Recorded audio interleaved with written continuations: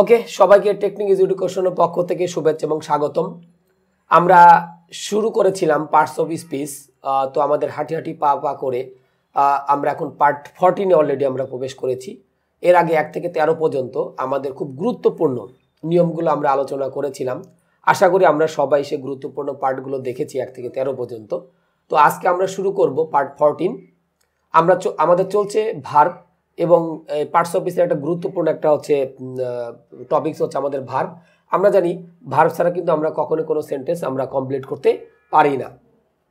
তো এখন যেটা থাকবে যে ভার্বের ভিতরে আমরা যেটা লিখবো হচ্ছে কি কনফিউজিং ভার্ব। Confusing verb. তো নাম থেকে কিন্তু আমরা মোটামুটি কিন্তু বুঝতে পারতেছি যে ভার্বগুলো আমাদের সাধারণত কি করে থাকে, কনফিউজ করে থাকে। দ্যাট সেগুলোকে আমরা সাধারণত কি বলতেছি, কনফিউজিং ভার্ব বলতেছি। তাহলে আমরা যেটা শুরু করেছিলাম যে পার্টস অফ স্পিচের আমাদের পার্ট 14 হচ্ছে আমাদের চলছে। তো আমরা এখন যেটা দেখছি যে ভার্বের ভিতরে আমাদের কনফিউজিং ভার্ব, যে ভার্বগুলো আমাদের কনফিউজ করে বা ইউজ করতে আমরা প্রায়ই কনফিউজড হয়ে যাই, সেগুলো নিয়েই কিন্তু আমাদের মূলত একটু আলোচনা আমাদের থাকবে আর কি। তো আমরা আমাদের সুবিধার্থে আমরা একটু গ্রুপ করে নিব। তো আমি এখানে লিখলাম হচ্ছে কি গ্রুপ 1, আর আরেকটাতে যদি আমরা লিখি হচ্ছে কি গ্রুপ 2।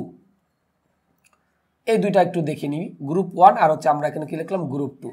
যেমন আমরা যদি এখানে লিখি হচ্ছে কি রাইজ, যার বাংলা অর্থ হচ্ছে আমাদের কি উঠা। ওকে, এর পাস্ট ফর্ম হচ্ছে আমাদের কি রোজ, আর পাস্ট পার্টিসিপল বা ভিতির ফরমেশন হচ্ছে আমাদের কি রাইজেন। তাহলে রাইজ হচ্ছে আমাদের V1, এরপর হচ্ছে V2, আর পরে আমরা কি লিখছি V3। আর এদের সাথে যদি আমরা আইএনজি যুক্ত করি তাহলে আমাদের উত্তরটা কি হবে রাইজিং। অর্থাৎ রাইজের সাথে আমরা এখানে কি করলাম, আইএনজি যুক্ত করলাম। আমি কিন্তু সবগুলো ফরমেশনই দিলাম। V1 আমি যদি একটু যদি এখানে লিখি V1, এটা হচ্ছে আমাদের V2, অ্যান্ড এটা হচ্ছে আমাদের V3, আর পরেরটা হচ্ছে প্রেজেন্ট পার্টিসিপল। অর্থাৎ ভার্বের সাথে যদি আমরা আইএনজি যুক্ত করে থাকি সেটা আমাদের প্রেজেন্ট পার্টিসিপল হিসেবে কাজ করতে পারে।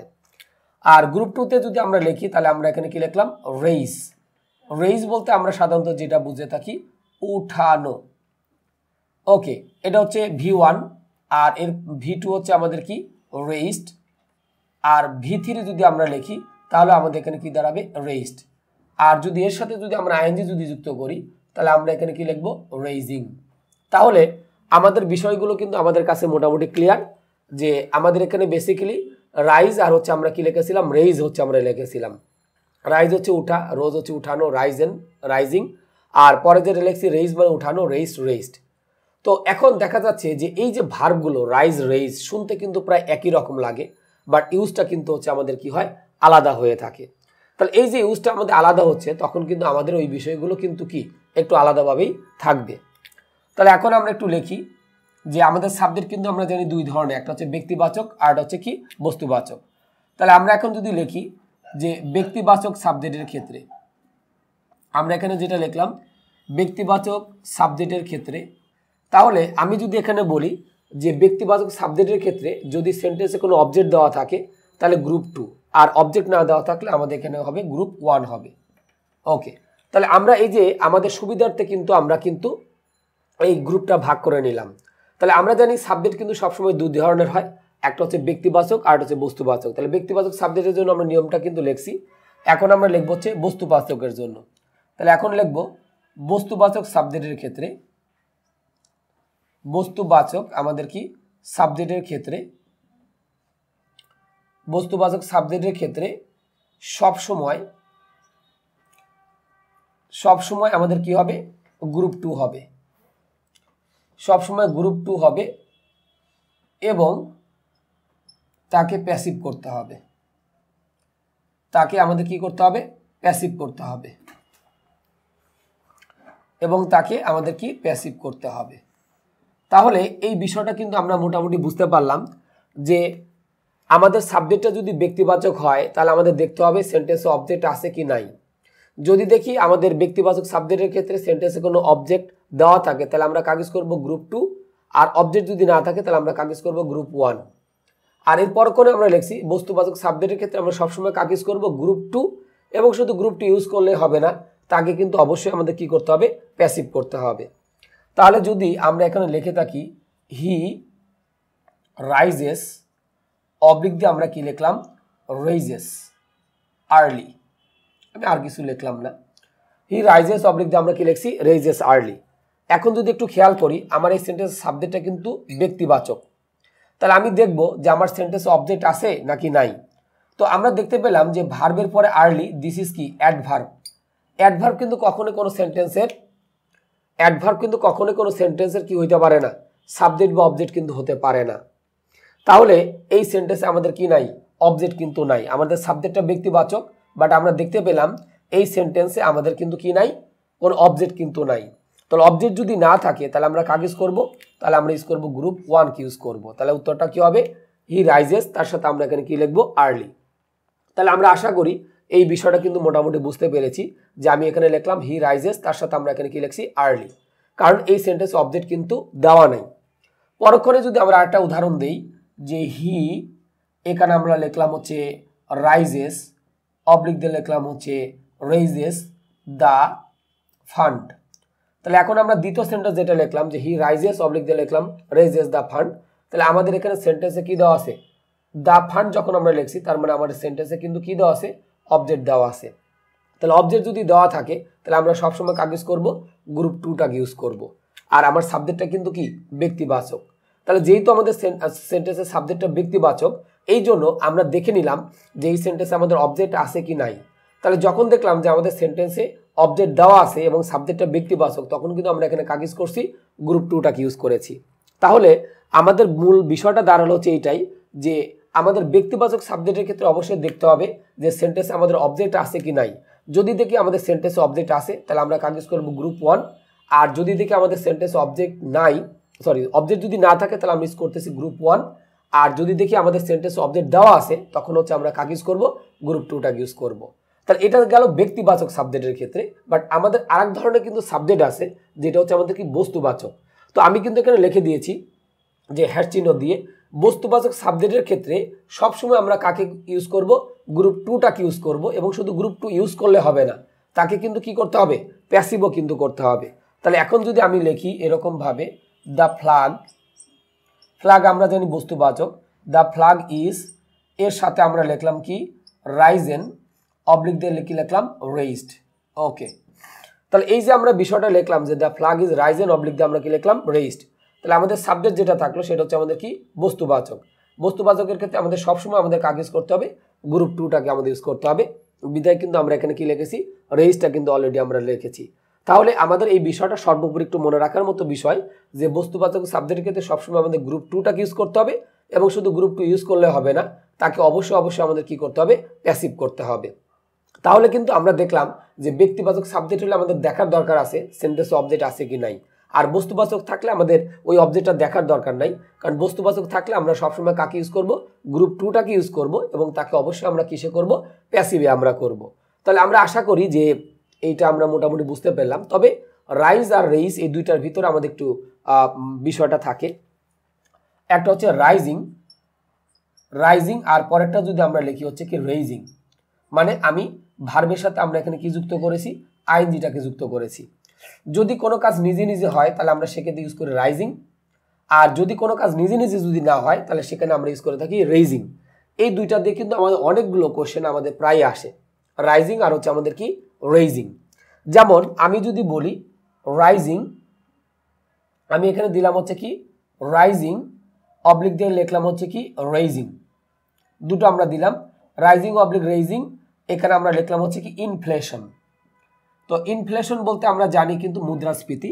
তো আমাদের মুদ্রাস্ফীতি কিন্তু নিজে নিজে উঠে, অর্থাৎ মুদ্রাস্ফীতি জিনিসটা হচ্ছে যখন আমাদের বাজারে দেখা যায় কি যে টাকার মানটা কমে যায় এবং দ্রব্যমূল্যের দামটা যখন বৃদ্ধি পায় তখন সেটা হচ্ছে ইনফ্লেশন। তো দেখা যাচ্ছে যে রাইজিং অবলিক দিয়ে আমরা কি লিখলাম, রেইজিং আমরা লিখলাম রেইজিং ইনফ্লেশন। তো বিষয়টা হচ্ছে মুদ্রাস্ফীতি নিজে নিজে উঠে, বিধায় আমরা এখানে কি দিচ্ছি রাইজিং। এই জন্য আমরা লিখলাম হচ্ছে কি রাইজিং, তার সাথে আমরা কি লিখলাম ইনফ্লেশন। আর আরেকটা সেন্টেন্স যদি আমরা লিখি, যেমন আমি এখানে লিখলাম রাইজিং অবলিক দিয়ে আমরা লিখলাম হচ্ছে কি রেইজিং, এর সাথে আমরা এখানে লিখলাম হচ্ছে কি ওয়েস্টার। ওয়েস্টার মানে আমাদের জানি ঝিনুক বা মুক্তা কিন্তু আমাদের সমুদ্রে পড়ে থাকে, এটা কিন্তু নিজে নিজে ওঠে না, তাকে উঠাইতে হয় কোনো মাধ্যমে হোক বা যেভাবে উঠাইতে হয়। তাহলে আমরা এখানে কি দিব, রেইজিং দিব। তাহলে আমাদের এখানে উত্তরটা হবে কি রেইজিং ওয়েস্টার হচ্ছে আমরা বলবো, কারণ আমাদের ঝিনুক বা মুক্তা কিন্তু নিজে নিজে ওঠে না, তাকে কোনো মাধ্যমে হচ্ছে আমাদের কি করতে হয়, উঠাইতে হয়। বিদায় আমরা এখানে কি লিখছি, রেইজিং ওয়েস্টার। তাহলে আমরা এখানে রাইজ আর রেইজ এই দুইটা শুনতে কিন্তু আমাদের ওয়ার্ডটা একই রকম লাগে, বাট আমাদের কিন্তু পার্থক্য আছে। যে আমাদের কোনো একটা কাজ যদি আমাদের এরকম নিজে নিজে হয় তাহলে আমরা দিব হচ্ছে রাইজিং, আর নিজে নিজে যদি না হয় তাহলে সেক্ষেত্রে আমরা কাকে ইউজ করবো, রেইজিংটাকে ইউজ করব।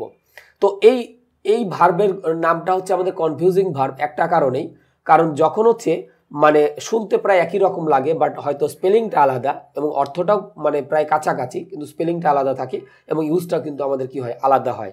তো এই যে এখানে আমরা যেটা লিখেছিলাম যে আমাদের ব্যক্তিবাচক সাবজেক্টের ক্ষেত্রে যদি সেন্টেন্সে অবজেক্ট দেওয়া থাকে তাহলে সেক্ষেত্রে আমাদের ইউজ করতে হবে গ্রুপ 2, আর অবজেক্ট না দেওয়া থাকলে আমাদের কাকে ইউজ করতে হবে, গ্রুপ 1টাকে ইউজ করতে হবে।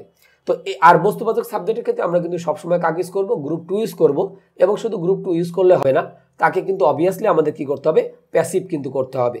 তো এই যে দুইটা নিয়ম, এই দুইটা নিয়ম কিন্তু আমাদের সমস্ত কনফিউজিং ভার্বের জন্য আমাদের প্রযোজ্য। তো মোটামুটি আমরা কনফিউজিং ভার্ব এই দুইটা আমরা শেষ করলাম। এরপরে আমরা কি করব, বাকি আরো কিছু এরকম টাইপের কনফিউজিং ভার্ব আছে, সেগুলো আমরা দেখব। নিয়ম কিন্তু একই, যে আমাদের সাবজেক্ট ব্যক্তিবাচক নাকি বস্তুবাচক। ব্যক্তিবাচক সাবজেক্ট হলে আমরা দেখব সেন্টেন্সে কোনো অবজেক্ট আছে কিনা, আর যদি দেখি যে অবজেক্ট আছে তাহলে আমরা ইউজ করবো গ্রুপ 2, আর যদি অবজেক্ট না দেওয়া থাকে তাহলে আমরা কাকে ইউজ করবো, গ্রুপ 1টাকে ইউজ করব। তো আশা করি আমরা এই রাইজ এবং রেইজ যেটা আমরা দেখলাম কনফিউজিং ভার্বের প্রথম পার্টটা, এটা সবাই আমরা বুঝতে পেরেছি। নেক্সটে আমরা বাকি কনফিউজিং ভার্বগুলো নিয়ে ডিসকাস করব। ওকে, এরপরে আমরা চলে আসি কনফিউজিং ভার্বের বাকি জিনিসগুলো নিয়ে। তো এখানেও কিন্তু আমরা ওই গ্রুপটাকে আমরা ভাগ করব। দ্যাটস মিন আমি এখানে দিচ্ছি গ্রুপ 1, এরপরে আমরা দিচ্ছি হচ্ছে কি গ্রুপ 2। আমরা আরেকটা কনফিউজিং ভার্ব হচ্ছে লিখবো, খুব কনফিউজিং ভার্ব করে যেটা, লাই, যার বাংলা অর্থ হচ্ছে আমাদের কি, শোয়া। ওকে, আবার লাই মানে কিন্তু মিথ্যা কথা হইতে পারে। লাই এর পাস্ট ফর্ম হচ্ছে আমাদের কি, লে, আর পাস্ট পার্টিসিপল যদি আমরা লিখি হচ্ছে কি, লেইন। তবে লাইয়ের সাথে যদি আমরা আইএনজি যুক্ত করি তাহলে LYING, এটা একটু মনে রাখবো। তো আমাদের এটা ছিল হচ্ছে V1, লেটা হচ্ছে আমাদের V2, আর যখন লেইন লিখছি এটা হচ্ছে আমাদের কি, V3। আর লাইয়ের সাথে যখন আমরা আইএনজি যুক্ত করি তখন হচ্ছে LYING। গ্রুপ 2তে যদি আমরা লিখি, যেমন আমরা এখানে লিখলাম হচ্ছে লে, যার অর্থ হচ্ছে আমাদের কি, শোয়ানো, শোয়ানো।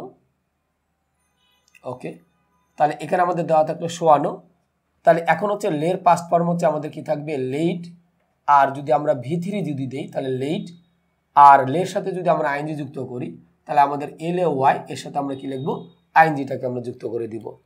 তাহলে আমাদের যে বিষয়টা আমাদের ছিল যে লাই মানে হচ্ছে শোয়া, এর পাস্ট ফর্ম হচ্ছে লে।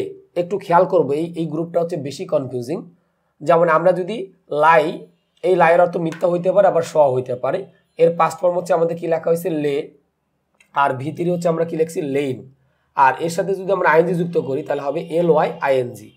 তো যেটা হচ্ছে আমাদের এখানে পাস্ট ফর্মে ছিল, পরবর্তীতে ওইটা আবার প্রেজেন্ট ফর্মে লিখছিলাম লে, এর V2 হচ্ছে লেইট, আর V3 হচ্ছে আমরা এখানে লিখছি লেইট, আর এর সাথে যদি আমরা আইএনজি যুক্ত করি তাহলে আমাদের কি হবে, লেইং আমাদের হবে। নিয়ম কিন্তু সেই আগেটার মতোই। আমি নিয়মটা আবার একটু রিভিউ করি। সেটা হচ্ছে যদি আমাদের সাবজেক্টটা ব্যক্তিবাচক হয় তাহলে দেখতে হবে আমার সেন্টেন্সে অবজেক্ট আছে কি নাই। তো যদি দেখি আমাদের সেন্টেন্সের সাবজেক্টটা ব্যক্তিবাচক এবং আমাদের সেন্টেন্সে কোনো অবজেক্ট নাই, তখন আমরা ইউজ করব গ্রুপ 1। আর যদি দেখি আমাদের সেন্টেন্সটা ব্যক্তিবাচক এবং আমাদের সেন্টেন্সে কি দেওয়া আছে, অবজেক্ট দেওয়া আছে, তখন আমরা কাকে ইউজ করব, গ্রুপ 2টাকে ইউজ করব। কিন্তু যদি দেখি আমাদের সেন্টেন্সের সাবজেক্টটা বস্তুবাচক, তাহলে কিন্তু কোনো কথা নেই, আমরা সরাসরি কি ইউজ করব, গ্রুপ আমরা হচ্ছে 2টাকে ইউজ করব। তাহলে দেখা যাক আমাদের এখানে অ্যান্সারটা কীভাবে হইতে পারে। যেমন আমি যদি লিখি যে হি, তার সাথে আমি লিখলাম লাইস, অবলিক দিয়ে আমরা কি লিখলাম, less, in the field. In the, তার সাথে আমি এখানে লিখলাম হচ্ছে কি, ফিল্ড, বা অন দ্য গ্রাস আমরা দিতে পারি। আমরা এখানে দিতে পারি হচ্ছে কি, অন দ্য গ্রাস। ফিল্ড না দিয়ে আমরা ঘাসের উপরে সে শুয়েছিল, গ্রাস। ওকে, তাহলে he lies oblique less on the grass. তাহলে এখন আমরা যেটা করেছিলাম, লাইটাকে দিয়েছিলাম গ্রুপ 1-এ, আর লেটাকে দিয়েছিলাম কোথায়, গ্রুপ 2-তে। এখন আমাদের দেখার বিষয়, আমাদের সেন্টেন্সের সাবজেক্ট যেটা হয়েছে এটা কিন্তু আমাদের ব্যক্তিবাচক, মানে পার্সোনাল সাবজেক্ট। পার্সোনাল এর সাথে আমি কি লিখলাম, সাবজেক্ট। তাহলে যেহেতু আমাদের সেন্টেন্সে পার্সোনাল সাবজেক্ট আছে, তাহলে আমাকে কিন্তু দেখতে হবে যে আমাদের সেন্টেন্সে অবজেক্ট আছে নাকি নাই। তো এখানে আমরা যেটা দেখলাম যে অন দ্য গ্রাস, এটা কিন্তু প্রিপজিশন যুক্ত ওয়ার্ড। তার মানে আমাদের এই সেন্টেন্সে কিন্তু কি নেই, অবজেক্ট কিন্তু নেই। কেন? কারণ আমরা ব্র্যাকেট একটু লিখি, প্রিপোজিশন যুক্ত কোনো ওয়ার্ড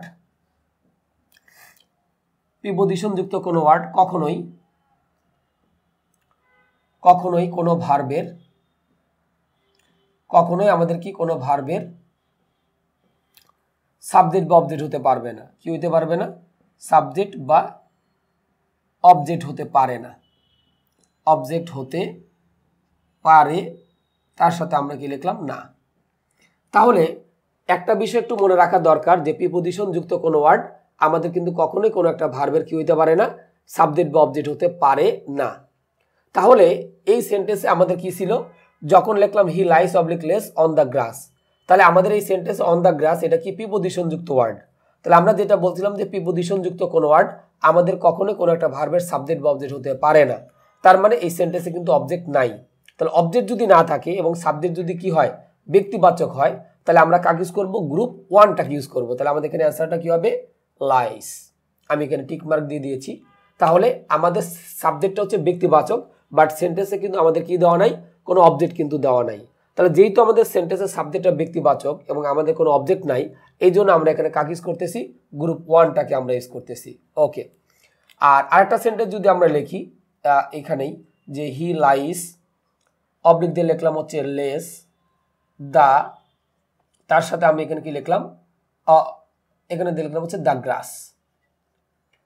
গ্রাস। তাহলে একটু যদি খেয়াল করি এই সেন্টেন্সে আমাদের কিন্তু কি দেওয়া আছে? আমাদের কিন্তু সাবজেক্ট হচ্ছে ব্যক্তিবাচক হি, এবং আমরা দেখতে পাচ্ছি এই সেন্টেন্সে কিন্তু আমাদের অবজেক্ট কিন্তু দেওয়া আছে। তাহলে এই যে দুইটা সেন্টেন্স, এই দুইটা সেন্টেন্সের মধ্যে অ্যাকচুয়ালি ডিফারেন্সটা কি? এখানে আমাদের অন দেওয়া ছিল আর এখানে কিন্তু কি দেওয়া নাই? অনটা কিন্তু দেওয়া নাই। তাহলে এই একটা প্রিপোজিশনের কারণে কিন্তু অনেকগুলো পার্থক্য হয়ে গেল, যে আগেরটাতে আমাদের অবজেক্ট নাই আর এখানে কিন্তু আমাদের কি আছে? অবজেক্ট কিন্তু আছে। তাহলে আমরা এখানে লিখবো হচ্ছে কি? অবজেক্ট আছে। তাহলে যেহেতু আমাদের সেন্টেন্সে অবজেক্ট আছে এবং আমাদের সাবজেক্টটা ব্যক্তিবাচক, তাহলে আমরা এখন কি ইউজ করব? গ্রুপ টুটাকে ইউজ করব। তাহলে আমরা এখানে অ্যান্সার করব কোনটা? লেস। আমরা অ্যান্সার করব কোনটা? লেসটাকে আমরা ইউজ করব, কারণ আমাদের সাবজেক্টটা ব্যক্তিবাচক এবং সেন্টেন্সে আমাদের কিন্তু কি দেওয়া আছে? অবজেক্ট দেওয়া আছে। বিধায় হচ্ছে আমাদের কাকে ইউজ করতে হবে? গ্রুপ টুটাকে ইউজ করতে হবে। তাহলে ওই যে নিয়মটা আমি বলেছিলাম আবার একটু আমি রিভিউ করি। এই কনফিউজিং ভার্বগুলোর ক্ষেত্রে আমাদের নিয়ম কিন্তু একটাই, যে যদি দেখি আমাদের সাবজেক্টটা ব্যক্তিবাচক তখনই দেখতে হবে আমার সেন্টেন্সে অবজেক্ট আছে কি নাই। তাহলে আমরা দুইটা পাশাপাশি এবং ক্লোজলি এই দুইটা সেন্টেন্স লিখছি। প্রথমটাতে যখন লিখছি অন দ্য গ্রাস, তার মানে আমাদের প্রথমটাতে কিন্তু অবজেক্ট ছিল না, বিধায় আমরা কাকে ইউজ করছি? Group one. আর পরেরটাতে কিন্তু আমাদের কিন্তু অবজেক্ট দেওয়া আছে, বিধায় আমরা কাকে ইউজ করছি? গ্রুপ টুটাকে কিন্তু ইউজ করেছি। তাহলে ব্যক্তিবাচক সাবজেক্টের ক্ষেত্রে আমরা এই বিষয়টা কিন্তু মোটামুটি দেখতে পেলাম বা বুঝতে পারলাম। এখন আমাদের আরেকটা সাবজেক্ট আছে, সেটা হচ্ছে বস্তুবাচক। যেমন আমি যদি লিখি দ্য ডল, ডল কিন্তু আমাদের কি পুতুল যেটা আমরা বলি, এটা হচ্ছে আমাদের কিন্তু বস্তুবাচক, আমাদের হচ্ছে সাবজেক্ট। তাহলে আমি এখন যদি লিখি দ্য ডল ইজ, এখানে আমরা কি লিখলাম? লেইন অবলিক দিয়ে আমরা কি লিখছি? লেইড।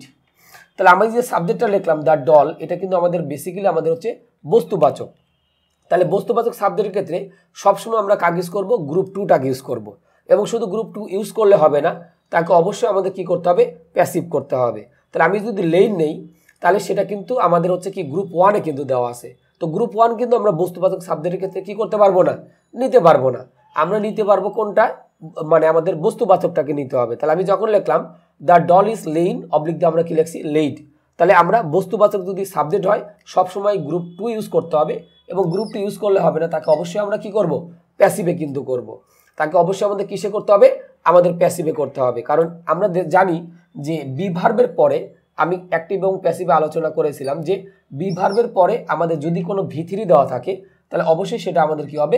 প্যাসিভ হবে। তাহলে আমি যখন লিখলাম the doll is lain oblique দিয়ে আমরা কি লিখছি? লেইড। তাহলে আমরা আশা করি এই লাই এবং লে অত্যন্ত কনফিউজিং একটা জিনিস, কারণ শুনতে প্রায় একই রকম লাগে, বাট ইউজটা কিন্তু আমাদের অনেক ক্ষেত্রে আলাদা। তাহলে আমরা আশা করি লাই এবং লে রিলেটেড যে কনফিউজিং ভার্বটা আমাদের ছিল সেটা আমরা কি বেশ ভালোভাবে আমরা বুঝতে পেরেছি। ওকে, নেক্সটে আমরা আমাদের আরেকটা বহুল প্রচলিত আমাদের কনফিউজিং ভার্ব আছে, সেটা নিয়ে আমরা একটু আলোচনা করব। ওকে, আবার আমরা চলে আসলাম কনফিউজিং ভার্বে। তো ইতিমধ্যে আমরা দুটো কনফিউজিং ভার্ব অলরেডি আমরা আলোচনা করেছি। একটা হচ্ছে রাইজ এবং রেইজ, এবং হচ্ছে লাই এবং লে, দুইটা কিন্তু খুব ইম্পর্টেন্ট আমাদের কনফিউজিং ভার্ব হচ্ছে আমাদের ছিল। তো এখন আমরা যেটা দেখব সেটা হচ্ছে যে কি আরো দুইটা কনফিউজিং ভার্ব। তো আমি আগে একটা কথা বলেছিলাম যে আমরা এখানে লিখতেছি গ্রুপ 1 এবং আমরা লিখবো হচ্ছে গ্রুপ 2, এটা আমাদের সুবিধার্থে যাতে আমাদের একটু মনে থাকে আর কি। গ্রুপ 1-এ যেমন আমরা এখানে লিখলাম সিট, সিট মানে হচ্ছে আমাদের কি বসা, খুব পরিচিত আমাদের একটা ওয়ার্ড, এটা হচ্ছে V1, এটা হচ্ছে আমাদের কি V1। আর এই ভার্বের V2 হচ্ছে আমাদের কি স্যাট এবং V3 হচ্ছে আমাদের কি স্যাট। আর যদি আমরা সিটের সাথে যদি আমরা আইএনজি যুক্ত করি তাহলে আমাদের উত্তরটা হবে কি সিটিং, এটা আমরা মোটামুটি জানি।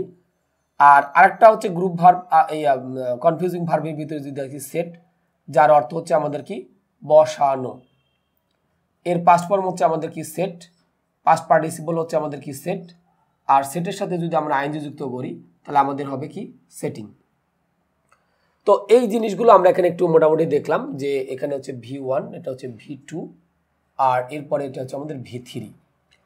তো আমাদের যে বিষয়টা ছিল যে সিট মানে বসা আর সেট মানে হচ্ছে বসানো, নিয়ম কিন্তু সেই আগেরটার মতোই, যে আমরা যদি একটু হ্যাশ চিহ্ন দিয়ে লিখি, যদি সাবজেক্ট ব্যক্তিবাচক হয় তাহলে অবজেক্ট থাকলে গ্রুপ 2, আর অবজেক্ট না থাকলে আমরা কাকে ইউজ করব গ্রুপ 1। এটা হচ্ছে আমাদের সাবজেক্টটা ব্যক্তিবাচকের ক্ষেত্রে আমি একটু মার্ক করে দিই যাতে আমরা মোটামুটি আমাদের নজরে আসে বা একটু মোটামুটি খেয়াল থাকে, এটা আমরা দেখলাম। তাহলে আমাদের যে বিষয়টা ছিল এটা কিন্তু আমাদের সাবজেক্টটা যদি ব্যক্তিবাচক হয় তাহলে আমাদের দেখার দরকার আছে যে সেন্টেন্সে অবজেক্ট আছে কি নাই।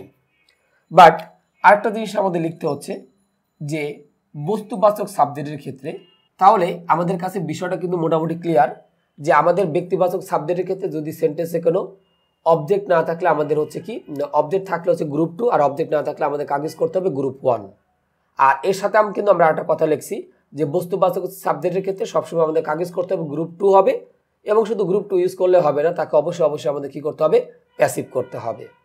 তাহলে এখন আমরা এই বিষয়গুলো যদি একটু দেখি এবং যদি আমরা অ্যান্সার করি তাহলে আমরা একটু দেখে নিব। আমাদের এখানে কনফিউজিং ভার্ব হচ্ছে সিট আর হচ্ছে সেট। ওকে, তাহলে এখন আমি যদি লিখি যে হি, ব্র্যাকেটে আমি লিখলাম হচ্ছে সিটস, অবলিক দিয়ে আমরা লিখলাম হচ্ছে কি সেটস অন দ্য চেয়ার। একটু খেয়াল করব, হি সিটস অবলিক হচ্ছে সেটস অন দ্য চেয়ার। তাহলে আমাকে প্রথমে খেয়াল করতে হবে যে আমার সেন্টেন্সের সাবজেক্টটা আছে এটা কিন্তু ব্যক্তিবাচক। তাহলে ব্যক্তিবাচক সাবজেক্টের ক্ষেত্রে আমাকে দেখতে হবে সেন্টেন্সে অবজেক্ট আছে কি নাই। তাহলে আমরা দেখলাম এখানে কি দেওয়া আছে অন দ্য চেয়ার, তাহলে আমি এখানে লিখতে পারি অবজেক্ট নাই। কেন? কারণ হচ্ছে এখানে যদি আবার একটু ব্যাখ্যা লিখি, সেটা হচ্ছে প্রিপোজিশন যুক্ত কোনো ওয়ার্ড, প্রিপোজিশন যুক্ত কোনো ওয়ার্ড কখনোই কোনো ভার্বের সাবজেক্ট বা অবজেক্ট হয় না। সাবজেক্ট অবলিক অবজেক্ট হয় না। তাহলে আমরা কিন্তু বিষয়টা বুঝতে পারলাম যে প্রিপোজিশন যুক্ত কোনো ওয়ার্ড আমাদের কিন্তু কখনোই কোনো একটা ভার্বের সাবজেক্ট বা অবজেক্ট হয় না। আমি কিন্তু ব্যাখ্যাটা অলরেডি লিখে দিয়েছি। তাহলে এখানে যদি অনটা না থাকতো তাহলে আমরা সেটা ধরতে পারতাম যে আমাদের সেন্টেন্সে কিন্তু কি আছে, অবজেক্টটা কিন্তু দেওয়া আছে। কিন্তু অন থাকার কারণে অন দ্য চেয়ার যখন বলতেছি, তার মানে প্রিপোজিশন যুক্ত কোনো ওয়ার্ড আমাদের কখনোই কোনো একটা ভার্বের সাবজেক্ট বা অবজেক্ট হয় না। তাহলে এই সেন্টেন্সে আমাদের কিন্তু কি নেই, অবজেক্ট কিন্তু নেই। তাহলে অবজেক্ট যদি না থাকে তাহলে আমরা কাকে ইউজ করবো, গ্রুপ 1টাকে ইউজ করবো। তাহলে আমাদের অ্যান্সার হবে সিটস। ওকে, আর যদি আমি এখানে সেন্টেন্সটা যদি লিখি হি সিটস, অবলিক দিয়ে আমরা কি লিখলাম সেটস দা, এখানে আমি কি লিখলাম চেয়ার। তাহলে একই সেন্টেন্স কিন্তু আমি একটু ভেঙে আমরা মোটামুটি লিখলাম হি সিটস অবলিক হচ্ছে সেটস দা চেয়ার। তাহলে এখন এই যে আমি একটু মার্ক করে যদি দেই যে ভার্বের পরে দা চেয়ার, তার মানে আমাদের এখানে কি দেওয়া আছে, অবজেক্ট আছে। তাহলে দুটো সেন্টেন্সের মধ্যে আমাদের পার্থক্য যেটা ছিল সেটা হচ্ছে কি, যে আগেটাতে অন ছিল, পরেরটাতে কিন্তু অন নাই।